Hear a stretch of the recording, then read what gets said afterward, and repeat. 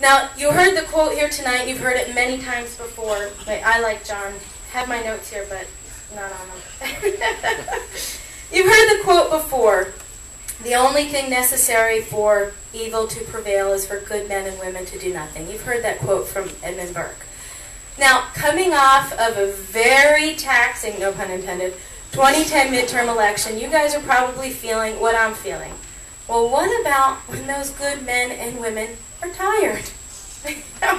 Especially in the middle of what's going on. What if you're a little worn out or spent? Then what happens?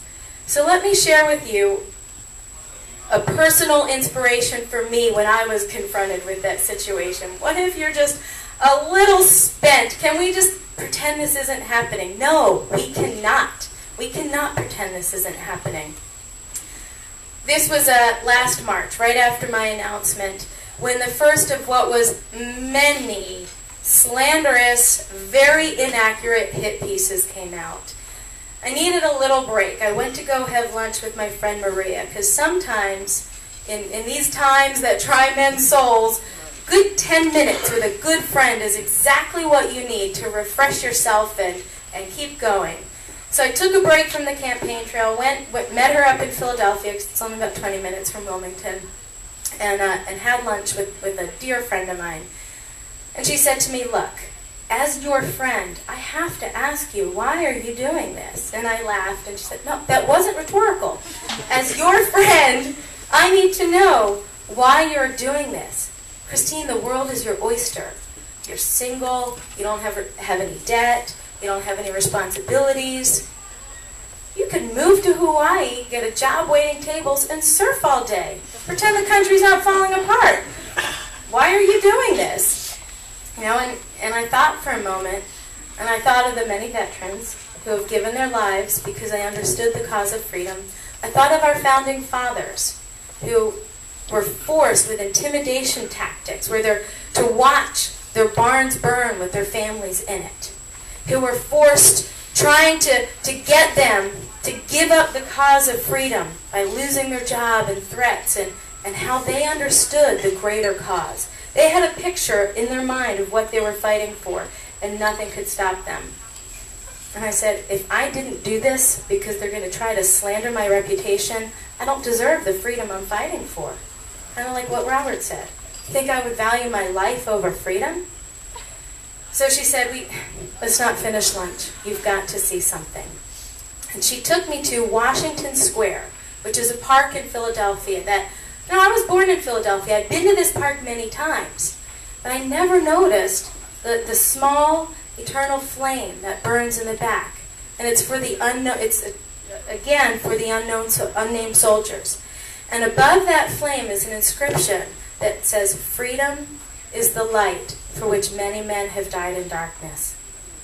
And this was one of those days, remember those 5-foot snow, back-to-back snowstorms, so we had 5 feet of snow on the ground. But in March, it started to get warm, so you're there with mounds of frozen snow, but it was a little warm, so we're both there in jeans and baseball caps and just kind of spring jackets, but it was still one of those rainy, bone-chilling, raw days. And, you know, I'm looking at this, and in that split second, I was just flooded with 1,000 thoughts, because that square marked a grave that during the Revolutionary War was just a mass grave. Before the Revolutionary War, it was for slaves. You know, just, we don't know who they are, they have no worth, we're just going to bury them all in this mass grave because they're not worthy of the time and expense to have a proper burial. And during the Revolutionary War, that's the same thing that happened with many of the soldiers. Just threw them right in on that mass grave. And for nearly 200 years, that mass grave went unmarked until the bicentennial of our nation, that someone said, we need to give this site the proper honor and respect that it is due. And then they put at plaques what it is. And I sat there thinking about those soldiers who were buried there and who fought, who willingly volunteered for the cause because they understood that freedom is the light for which many men and women have died in darkness. And Maria turned to me and she said, if you choose to continue, you are going to have to die to yourself, to your reputation, for your need to be right. Any of you who are Catholic, if you know the Litany of Humility, all those things, the desire to be appreciated, you are going to have to die to yourself like never before. And it's not unlike these men and women had to die. And we sat there and just soaked it in for what seemed like hours, but I wasn't that late for the next event, so it wasn't hours. But I thought of Nathanael Greene. And many of you may know who Nathanael Greene is because he was the general who won the South for Washington. But he was a Quaker. Before he joined the Army, he was a Quaker. And when he saw what was going on, when he heard the proclamations of what independence would look like, what freedom would look like, he was stirred to enlist. But at first he was rejected because he had a limp. But he was passionate about it. And I read recently that he met George Washington at a social function and shared with him his desire to get involved. And Washington recognized that passion in him, overlooked the limp that other people said, this is going to be a handicap for you, and brought him on. And doing that, because he was from a Quaker, a pacifist family who was very well off, he was disinherited. And he was actually even kicked out of the Quaker church. But he got it. And he knew that these sacrifices were worth making. And he ended up being promoted to the general who won the South. And if you read his letters and you look at his strategy about how he won the South, we can learn lessons from that. His letters talk about, he lost probably more battles until he won the big one. And you read the letters and take the lessons from him. He said, you fight, you get beat, you get up, and you fight again. You get beat, and you get up, and you fight again until eventually you win. But you learn from each lesson. And I think we can learn from what he did. He looked at Cornwallis coming in, you know, and the British troops, they had their fancy uniforms. They were well fed. They marched onto the battlefield with a fife and drum. It was a big show. They had the resources. They were the establishment. He knew that if he went head-to-head with that, he wasn't going to win, as you, George Washington, can remember from reading those letters.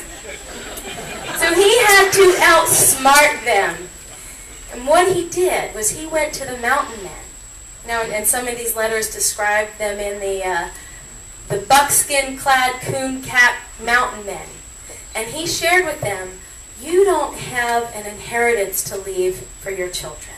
You don't have a lot of wealth and riches to pass on as a legacy, but you can leave a legacy of freedom. And he cast before them what a free America would look like, and what a free America would mean for their children, that their children can enjoy the freedom that they were going to fight for and create a better life for lives for themselves. And these men that he inspired to enlist in his army caught the vision so much that their strategy was to exhaust Cornwallis. And that's what they did. They would lose, but they'd get right back up again. And you read some of those letters to Washington where he says, you know, I'm very disheartened by the lack of resources that we have. And he would describe how these mountain men would come and they would have holes in their shoes, holes in their boots.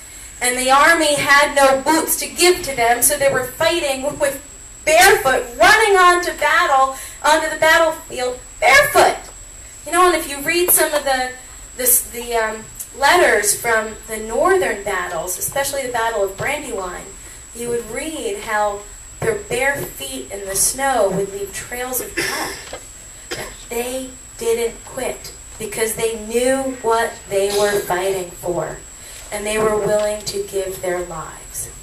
They pledged.